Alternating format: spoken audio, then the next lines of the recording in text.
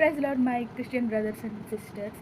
మనలో చాలామంది విశ్వాసంతో ఉన్నప్పటికీ కూడా ఏదో ఒక మూల చిన్న భయం అనేది ఉంటుంది కదా. మన వాళ్ళకి ఏదైనా అయినప్పుడు కానీ, లేకపోతే హాస్పిటల్స్లో ఉన్నప్పుడు కానీ మనం ప్రార్థన చేస్తాం, కానీ అది అవుతుందో లేదో అని మళ్ళీ ఎక్కడో ఒక మూల చిన్న భయం అనేది ఉంటుంది కదా.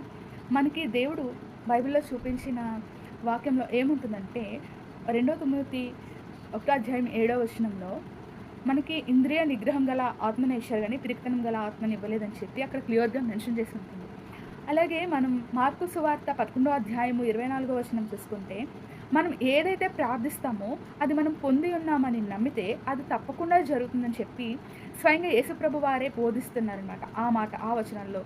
కాబట్టి మనం ఏదైతే దేని కొరకైతే ప్రార్థిస్తామో ఇది ఖచ్చితంగా జరుగుతుంది అని చెప్పి మనం జరిగింది అని చెప్పి మనం నమ్మి ప్రార్థన చేస్తే తప్పకుండా అది మన వరకు రావడం అయితే జరుగుతుంది. మనలో ఎందుకు మనం వెనకబడిపోతున్నామంటే విశ్వాసం ఉన్నప్పటికీ కూడా ఈ భయం అనేది మనల్ని వెనక్కి లాగుతూ ఉంటుంది. ఒక బాలుడు అలాగే వెళ్తున్నాడంట సముద్రంలో. ఇప్పటిలాగా అప్పుడు ఇంత క్రూయిజ్ షిప్స్ ఇవన్నీ లేవు కదా. అప్పుడు ఏదైనా తెరచాప పడతోనే ఎంత దూరమైనా వెళ్ళాలి కదా. సో మధ్యలో ఏమో పెద్ద స్ట్రోమ్ వస్తుందన్నమాట. సో పడవంతా అటు ఇటు కదిలిపోతూ నానా విధాలుగా అవుతున్నప్పుడు అందులో ఉన్న జనాలందరూ భయపడిపోయి కేకలేస్తూ వాళ్ళు ఎక్స్ట్రా సామాన్లు ఏవైతే తెస్తున్నారో అవన్నీ సముద్రంలో విసిరేస్తూ ఉంటారంట. అయితే ఒక బాబు మాత్రం నిశ్చలంగా కూర్చొని చాలా కామ్గా పీస్ఫుల్గా కనిపిస్తాడంట. సో వాళ్ళందరూ అడుగుతూ, అంత దినిగా కూర్చున్నావు, నీకు అసలు భయం అనేది వేయట్లేదా? ఇంత పెద్ద వర్షం పడుతుంది, చుట్టూ గాలులు ఇవన్నీ కూడా, సముద్రం అలా కల్లోలంగా ఉంది కదా, నీకు భయం వేయట్లేదా అని చెప్పి వాళ్ళు అడుగుతారంట. అబ్బాయి ఏమంటాడంటే, దేనికి భయపడాలి, పడవ నడుపుతుంది మా నాన్నే కదా, సో నా కోసమైనా కూడా తను జాగ్రత్తగా తీసుకెళ్తాడు, ఎలాగో ఒకలాగా మనందరినీ ఒడ్డుకి ఆయన తీసుకెళ్తాడు, కాబట్టి భయపడాల్సిన అవసరం లేదు, మీరు ఊరికనే కంగారు పడిపోతున్నారు, ముందు మీరు ప్రశాంతంగా కూర్చుని ఆ చిన్న బాబు వీళ్ళకి చెప్తాడంట.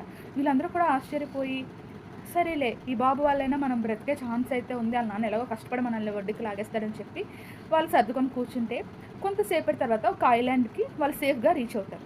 సో మనుషులు తల్లిదండ్రులే పిల్లల కోసం ఎంత తుఫాన్లు ఎదురైనా ఎలాంటి స్థితిగతుల్లో అయినా సరే ముందుకు వెళ్తూ ఉన్నప్పుడు వాళ్ళని సేఫ్ చేయాలని మనల్ని ఎంతో ప్రేమగా తన పోలిక చొప్పున సృష్టించుకున్నాడు కదా మన తండ్రి అనే దేవుడు. కాబట్టి మనల్ని ఎందుకు అంత పరిస్థితుల నుంచి బయటకు తీయకుండా వదిలేస్తాడు?